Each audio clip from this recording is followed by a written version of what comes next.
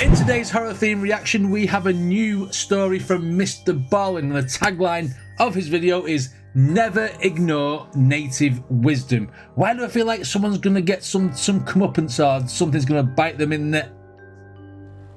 That's what I feel like's gonna happen. Anyway, let's check it out.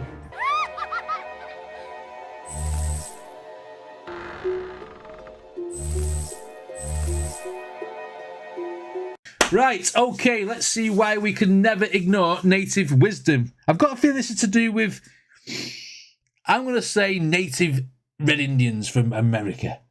That's my guess. If you're a fan of the strange, dark, and mysterious delivered in story format, then you've come to the right place because that's all we do, and we upload once a week. So if that's of interest to you, please invite the like button to go out to lunch with you, but once you get there, spend the entire time chewing as loudly as possible with your mouth wide open. Also, please subscribe to our channel and turn on all notifications so you don't miss any. That is a horror story within itself. Someone chomping loudly down your ear hole while you're trying to watch, like, eat. No.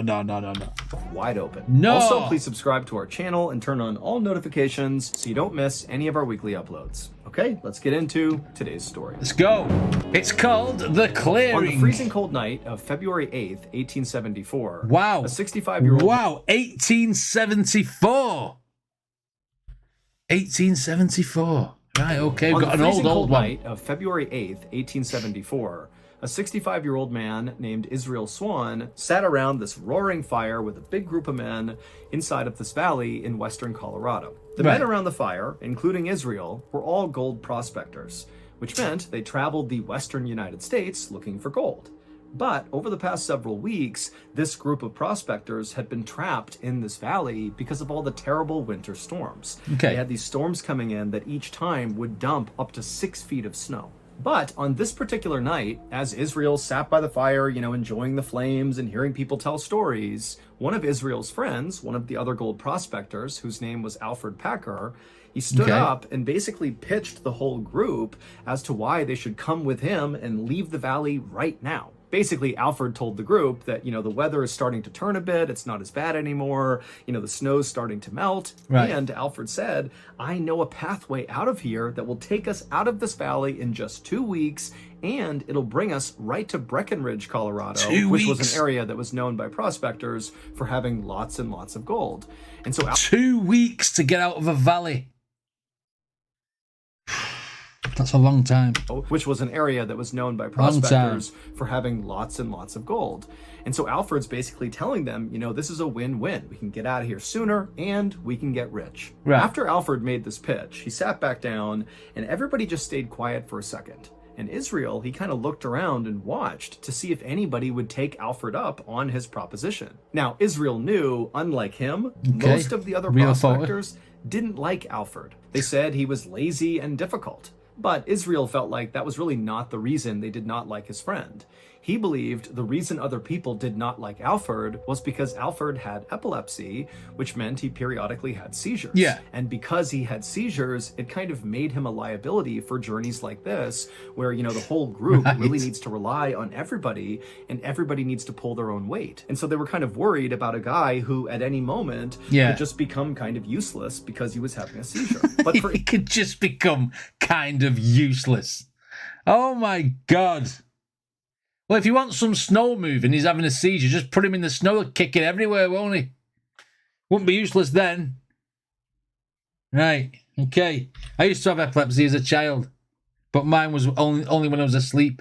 Guy who at any moment could just become kind of useless because he was having a seizure. But for Israel, Alfred's epilepsy really didn't matter. He didn't feel like Alfred was some huge liability. He felt like Alfred was actually very smart and quite bold. And so for him to stand up and make this pitch just kind of felt like in keeping with who he was. He was somebody that wanted to get things done, and Israel liked that about him. However, just because Israel liked Alfred, that didn't mean he was just going to naturally go with Alfred and do his big plan, but he was at least thinking about it. And as Israel was weighing out the pros and cons of, whether or not he should go with Alfred, he happened to look across the fire and he saw one of the men, this really big guy, was sitting there looking really serious and just shaking his head slowly back and forth. Like, that guy looks like a native American, Indian American, doesn't he?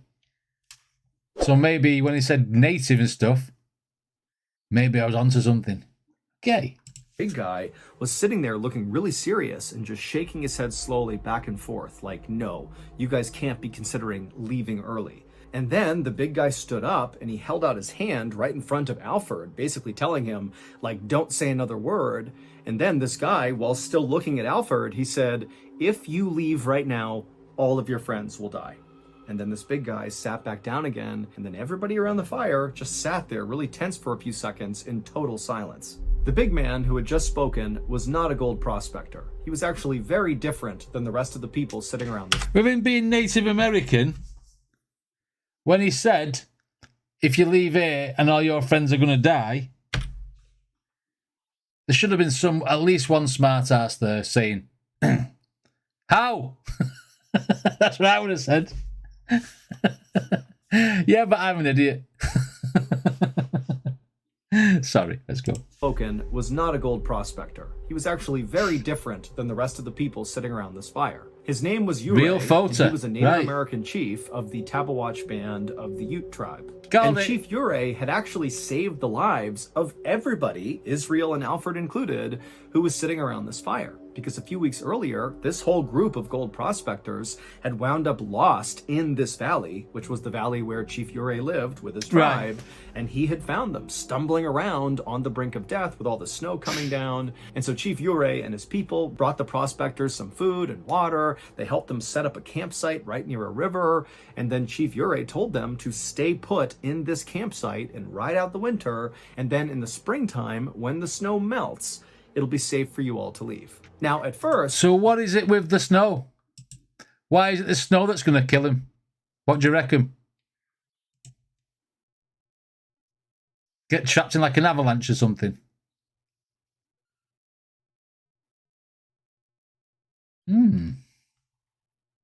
Because when the snow's gone, it's safe. The gold prospectors were only thankful and just totally psyched that Chief Ure had found them and given them this campsite. I mean, this was great. And so they had no problem agreeing to, wait until the spring to finally leave. Yeah. But now, after several weeks of being kind of trapped in this camp, the whole group was really starting to get restless. They were worried if they didn't leave soon, there'd be no more gold for them to mine. And for Israel specifically, there was even more pressure on him to go out and find gold, because he had told his family that this would be his last treasure hunting adventure ever. And so he really couldn't go home empty-handed. He literally needed the gold in order to continue to survive and take care of his family. So what he's basically saying is, when he said, this will be my last adventure ever, they've not took heed of what this Osray has said, this Native American, Native Indian American, wherever bloody thing he is, whatever nationality he is, said don't go out there. It will be his last one because it'll be his last one. Not because he said it'll be his last one, but he's going to die, isn't he? It's a Mr. BALLEN video. Of course he's going to die. So when Alfred stood up and broke the kind of tense silence and said to Chief Ure, thank you for your concern, but I am going to leave early, and I just hope others will come with me.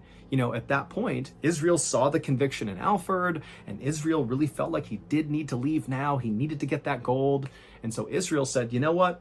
I'll go with you as well. Right. And after Israel said he would go, 4 other gold prospectors also volunteered to leave early with Alfred. Chief Ure could tell he was not going to change any of these guys' minds.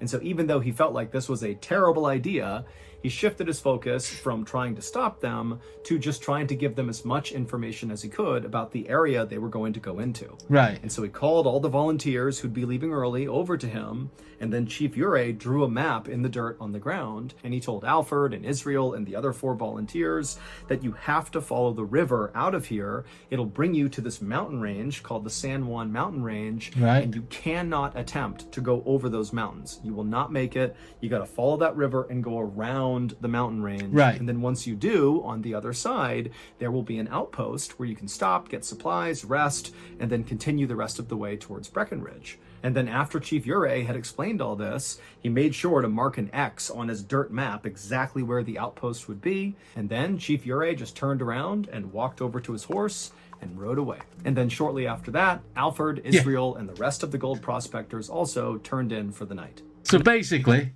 I've told you what to do. I've told you you're going to die if you go that way. I'm going to give you the best advice I can. You're on your own, basically. Right, okay. Next morning, Israel, Alfred, and the other 4 volunteers who were going to be going on this journey, they got up early and began packing up their stuff. And as they did, one of the other gold prospectors who had not volunteered to go with them, who would be staying in the valley until the springtime, he actually came forward and said he would help them carry their supplies as far as he could go, using his horse. Yeah. But at some point he would need to stop, drop off their stuff, and then they would be on their own. And so the men were very thankful about this. And so shortly after eating breakfast, they were all ready to go and they hit the trail. As Israel and the rest of the prospectors began to hike their way up and out of the valley, they began to see off in the distance the huge jagged mountains of the San Juan mountain range, but they were careful to kind of veer closer to the north to stay along that river path because they knew they were not supposed to go up and over the mountains. Right, yeah. And as Israel trudged through the snow in a line of men, he held on to a coffee pot, a metal coffee pot that he kept hot coals inside of. This not only kept his hands warm, but also, if he ran out of matches, he could easily start a fire using the coals. It was an old trick he had learned. And so as he's clutching this magnificent warm coffee pot in the freezing cold weather, Israel heard someone walking up behind him, and so he turned around and he saw it was Alfred. And he looked totally miserable, way more miserable than Israel was. Yeah, because Alfred didn't have a coffee pot full of hot coals, and now he was getting frostbite. Oh, it was 1897 or whatever it was. He said there'd be no lighters, was there? But without even thinking about it, Israel just handed off his warm coffee pot to Alfred. And Alfred took it and clutched it and was obviously so thankful. Right. Now, none of these gold prospectors had struck it rich. They were all basically poor. But of all these gold prospectors, Alfred really had the least of all of them. And as a result, Israel kind of felt protective of Alfred. And also, Alfred was half the age of Israel. Like Alfred a little brother. was 30 years old. And so Israel kind of viewed Alfred as like a lost kid trying to find his way. Alfred had also confided in Israel that when the Civil War broke out in the United States, Alfred had attempted to join the Union Army on 2 different occasions because he wanted to fight the slaveholding Confederate Army. Right. But in both cases, they kicked Alfred out for his epilepsy. But that had not stopped Alfred from tattooing on his arm his battalion information and his name. Right. And unfortunately, because Alfred could not read or write, he misspelled his name when he gave it to the tattoo artist. And so when he got the tattoo, it did not say Alfred for his first name. It said Alfred, A-L-F-E-R-D. Right, so that's why they called him Alfred. And from that point on, that was his name. Right. Nobody called him Alfred. They called him Alfred. Right. So this was kind of embarrassing for him. And then after getting rejected from the military, Alfred had kind of bounced around from one job to the next, never really putting his roots down and never starting a family. And so again, Israel just felt like this was a guy who needed some help. And so after Alfred very happily accepted that coffee pot from Israel, he in turn reached into his jacket and pulled out a flask with some alcohol in it, and he handed it to Israel, almost like a thank you for giving me this warm coffee pot. And then the 2 friends walked side by side for a while, passing back and forth the flask and the coffee pot. And then by late afternoon that day, when they were all drunk. They were all drunk, but at least they were warm. Okay. Passing back and forth the flask and the coffee pot. And then by late afternoon that day, when the snow was really starting to come down, the prospector who had volunteered to use his horse to help move some of their supplies, he had finally reached a point where he said, my horse can't go any farther, the weather's too bad. And so he dropped all their supplies, and then he turned and headed back down the trail. And very likely, as these men watched him disappear down the trail, they all had the same thought. I just gotta suck it up for 2 weeks to get through this treacherous journey, and I will get to Breckenridge and get some gold. I will become rich. But will they, though? That is the question. Okay.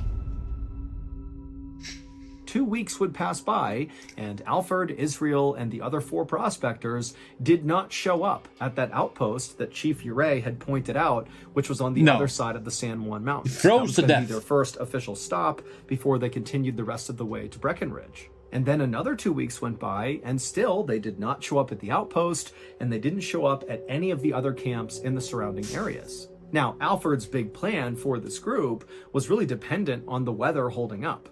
when they left, it was true that the weather was improving. It was snowing less. But within a couple of days of this group setting off on the trip, those winter storms came back with a vengeance and just dumped snow all over the valley and all across the trail this group would have been on in their attempt to leave. But the only people who knew that these men had embarked on this perilous journey was the men themselves, and then also Chief Ure and the other gold prospectors who had decided to stay in the valley until spring. But even if Chief Ure and those other prospectors knew that Alfred, Israel, and the others were in trouble, they would have no way of helping them or getting to them or even communicating to the outside world. They were completely stuck in the valley and basically couldn't do anything.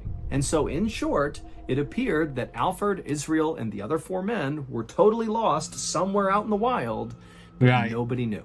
But that would all change. So they've got lost because the snow come down and buried the trail. But didn't the chief say, just follow the river? You'd still be able to see the river, surely. And so in short, it appeared that Alfred, Israel, and the other 4 men were totally lost somewhere out in the wild, but nobody knew. But that would all change on April 16th, 1874, roughly 2 months after Israel, Alfred, and the others had begun what was supposed to be a 2-week-long journey. That morning, a group of officials who manned the outpost that Israel and Alfred and the others were supposed to go to, they were having breakfast in one of the outpost's little log cabins. And as they're eating and talking to each other, suddenly from behind them, the door to the cabin flies open, and these officials, they turn around and they see standing in the doorway is this totally disheveled looking guy with long hair that's sticking up in the air and a huge bushy beard. And in one hand, he's got a rifle, and in the other hand, he's got a metal coffee pot.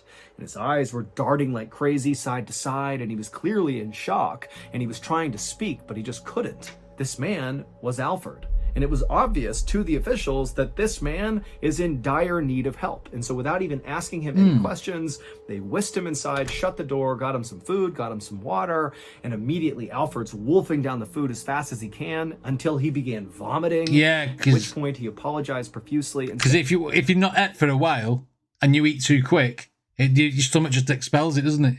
I've been starving out in the wild for weeks, and, it must have done something to my intestinal tract. It's probably damaged. But frankly, the officials did not care about the fact that he threw up all over the ground. They were worried this guy was going to die right then and there. And so the officials helped Alfred get cleaned up and put in warm clothes.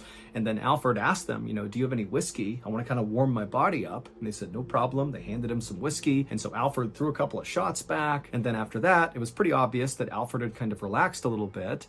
And then at that point, one of the officials asked Alfred, what happened to you? As soon as Alfred was asked this question, he shut his eyes and kind of grimaced, like even the thought of what had happened to him was just too painful to think about. But after a moment of silence, Alfred, with his eyes still closed, told the officials that he had been with 5 men and they were trying to hike their way out of the valley to get to Breckenridge, Colorado to look for gold. But as they were hiking this trail, this huge storm came in and made it really hard to navigate the trail they were on. And so the group decided they would actually cut through the San Juan mountain range. The thing Chief Ure said, don't do that. Do not go over the mountains. Even I knew. Even I heard him say, follow the river.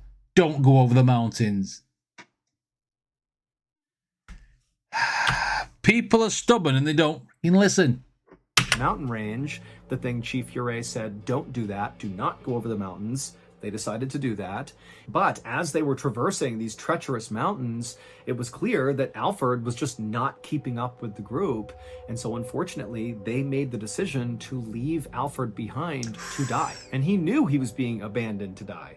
And so he had to watch as his 5 friends, disappeared into the snow. But amazingly, Alfred did not die. Instead, he would spend the next nearly 2 months stumbling through the snowy forest, having no idea where he was going, eating roots and flowers and looking for shelter any chance he got. But the thing that really allowed him to survive out in the wild was when he was abandoned by the 5 others, he was in possession of that coffee pot that had the coals inside of it. And so at night, he was able to start fires. And then also at one point, he was so hungry that he cooked his leather shoes in the fire and ate them because, again, this guy is starving. And so really, he was on the brink of death when he randomly stumbled into this outpost and found this cabin. So it was pure pot luck that he found the place. If they'd have just followed the river, like the chief said. Of death when he randomly stumbled into this outpost and found this cabin. After Alfred finished telling his story, the officials were just totally shocked and silent, and Alfred eventually would ask them a question. He would say, "Have any of my men come through here? Did anybody else survive?" And they would say, "No, it's only you. We have not seen anybody else." Now, the officials did not send out a search party right away, mostly because it seemed kind of obvious that Alfred's men were likely dead by this point. Yeah. It's been 2 months since they started that journey. You know, the chances are just not good that they have survived. But even if these other men were not dead yet, the officials had no idea where to begin their search. They knew that if they actually wanted to go looking for these guys, they would need Alfred to lead the search because he's the only one who knows where they could be. But Alfred was not healthy enough to go out in the wild and lead a search. And so for several weeks, Alfred just stayed in the outpost, resting and recovering. And then finally, when he was healthy enough, he would go out and lead a search party to go find the missing men. But then if they've been missing for 2 months and he's been weeks and weeks and weeks in the outpost, he's probably talking 3 or 4 months. What is the chances of finding them alive? But unfortunately, he couldn't find anything. And so it wasn't until that summer, when all the snow had finally melted, that the mystery was finally solved about what happened to those other men. On August 20th, 1874, a traveling artist named John Randolph was hiking through a forest in western Colorado, roughly in the area where those other prospectors would have been walking on their attempt to leave the valley. And as John Randolph was walking through that area, he began smelling this horrible smell. And so John followed the smell until it brought him to this clearing. And then in the clearing was what looked like an old beat-up campsite. And so, being curious, John walked into the clearing to see who was in this campsite. But when he turned the corner and saw what was on the ground in the middle of this campsite, he froze. Because on the ground in the middle of this campsite were 5 dead men all lying perfectly in a row. They were the source of the terrible smell. And right away, even though John was in shock from what he's seeing, he could tell that these 5 men did not die from something natural. One guy was missing his head altogether, and the other 4 had obvious signs of something being smashed really hard, probably repeatedly. That's why he said don't go over the mountains. Savages. Savages. Once took their head. Oh, predator. There might be a predator on there. I mean, the predator. He takes the heads, doesn't he?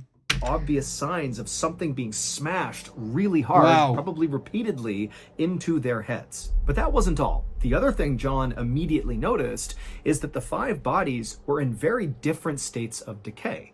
2 of the bodies were basically skeletons, but the other 3 were not. They were basically intact. Their chests had been cut and flayed open, but they all looked like they had died somewhat recently. In fact, one of the men looked so lively that it seemed like he was just sleeping, despite the gaping wound in his chest and his head that clearly indicated he was dead. Now, John wanted to turn and run away, but he had this morbid curiosity. He wanted to know what he was even looking at. You know, what happened to these guys?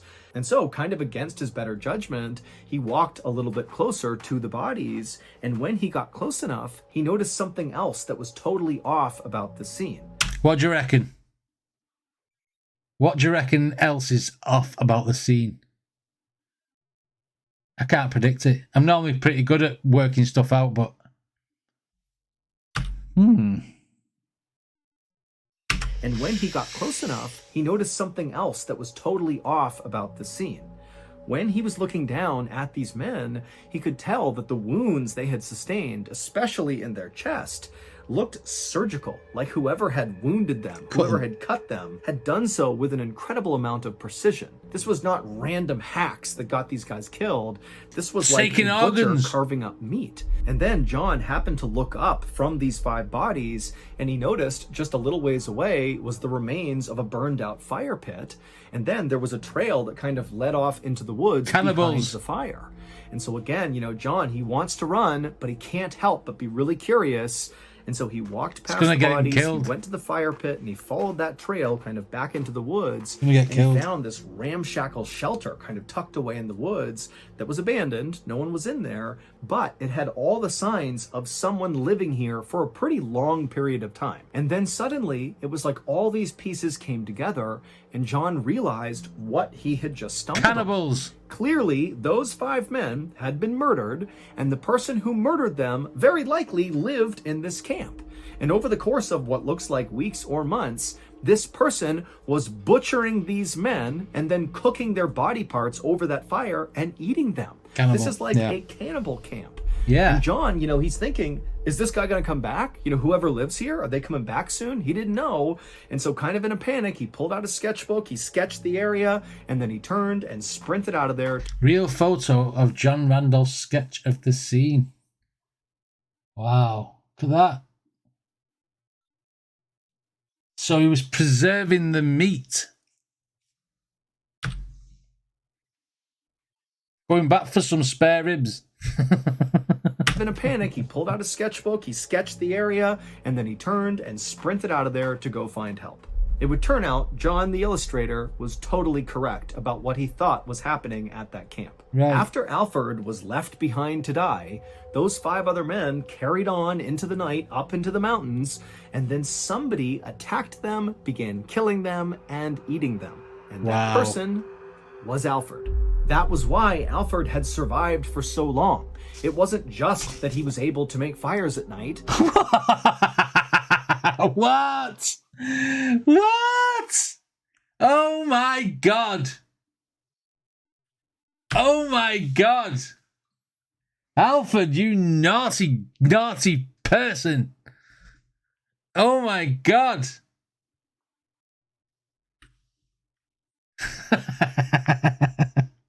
That is a twist worthy of any movie. Alfred had survived for so long. It wasn't just that he was able to make fires at night. It was that he was able to make fires at night and eat his friends. Now, no one has ever been able to actually determine how Alfred went about killing these 5 men, or even when he killed these 5 men. All we know is that based on the investigation, 4 of his victims appeared to have been asleep when they were murdered. But the 5th victim, who actually was Israel, the one guy who really liked Alfred and looked out for him and was hang on a minute. This one guy who liked Alfred, who also agreed to leave him behind to die, do you know what? They deserve it. Go Alfred. Team Alfred. Who actually was Israel, the one guy who really liked Alfred and looked out for him and was kind of like a father figure to him. He was the only one who showed signs of a big struggle before he was murdered. While Alfred denied killing all 5 of the men, he said that he basically only killed one of them and it was self-defense, and somebody else killed the other 4. You know, it was kind of confusing. You know, despite those claims he had, the one thing Alfred never denied was the cannibalism. In fact, Alfred straight up told authorities that he grew to really like the taste of human meat. In fact, when they searched that campsite that John Randolph found, they would find the remains of a dead deer that was right near the campsite. But despite it being right there, Alfred never attempted to carve it up and eat it. He just kept going back to his stockpile of human meat and eating that. In the end, Alfred was convicted of murder and he was sentenced to 40 years in prison. But in 1901, when he was 92 years old, he was granted parole. And right away, Alfred became a vegetarian and then died a few years later. That just sounded like he was kept alive by the meat and then he turned into a vegetarian and that killed him. That's what it sounded like, the way that story was told then.